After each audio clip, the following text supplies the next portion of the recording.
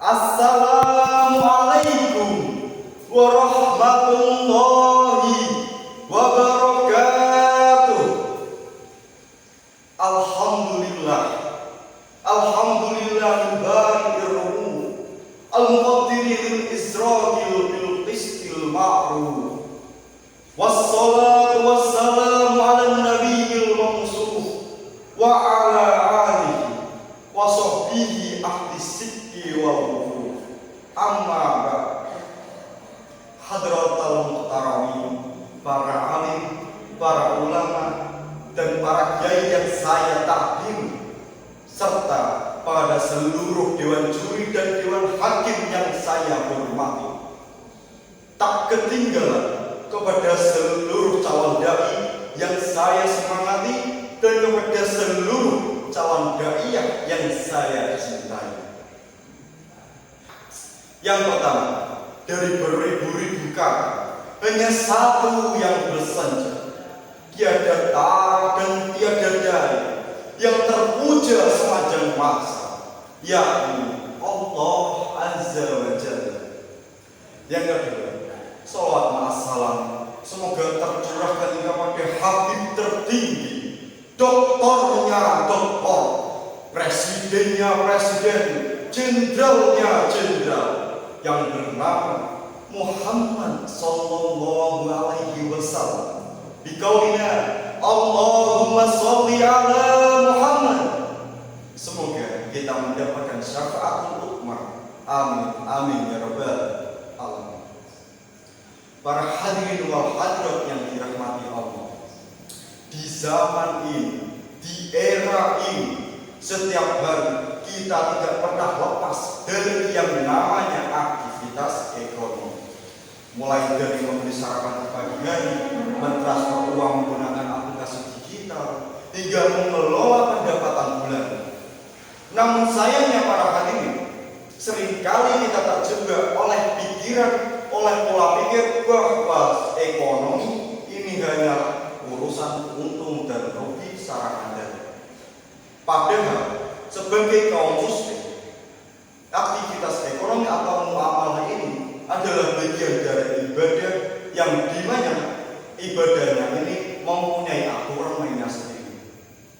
Dan oleh karena itu, mari kita bahas bersama-sama mengenai topik yang sangat dekat dengan kita, yaitu penerapan nilai dan prinsip ekonomi syariah dalam kehidupan sehari-hari.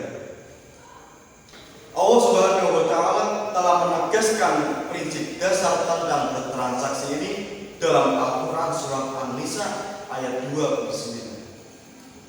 Bismillahirrahmanirrahim. Ya ayyuhalladzina amanu la ta'kulu amwalakum bainakum bil batili illa an takuna tijaratan an taradin minkum. Arti, wahai orang-orang yang beriman, janganlah kalian sesekali memakan harta sesamamu dengan jalan yang batil, kecuali dengan perdagangan yang dilakukan atas dasar suka sama suka di antara kalian.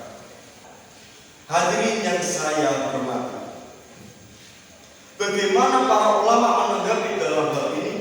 Dan jika kita mengkaji dalam salah satu literatur turas terkemuka Imam Syafi'i, yaitu kitab Kifayatul Ahya karya Syekh Taqiyuddin Al-Hizmi, pada bab beliau menegaskan bahwa esensi dari kerelaan ini bukan sekedar kerelaan dalam lisan, melainkan hilangnya unsur penipuan dan ketidakjelasan barang tersebut yang menimbulkan salah satu kelebihan, itu merasa rugi.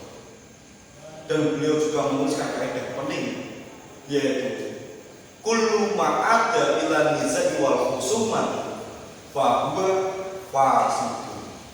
Setiap transaksi yang dimana syarat-syaratnya itu memicu permusuhan atau perdebatan, maka transaksi itu batal.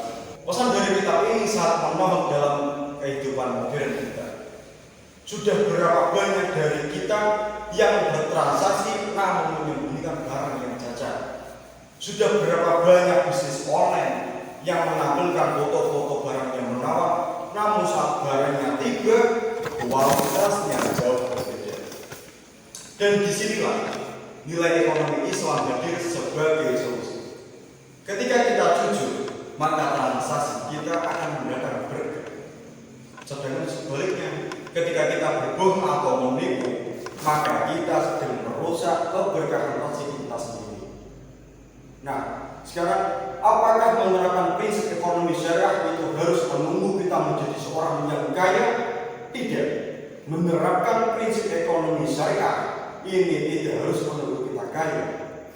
Kita bisa memulai dengan hal-hal yang kecil. Seperti contoh pertama, ketika kita menggunakan layanan keuangan digital atau paylater, perhatikan agar jangan sampai kita terjerumus pada denda keterlambatan sehingga kita merasa rugi.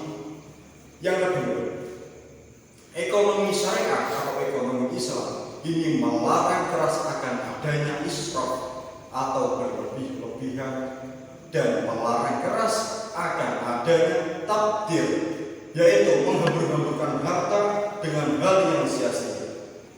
Ketiga, jika Anda berjualan, maka jelaskan kondisi barang apa adanya.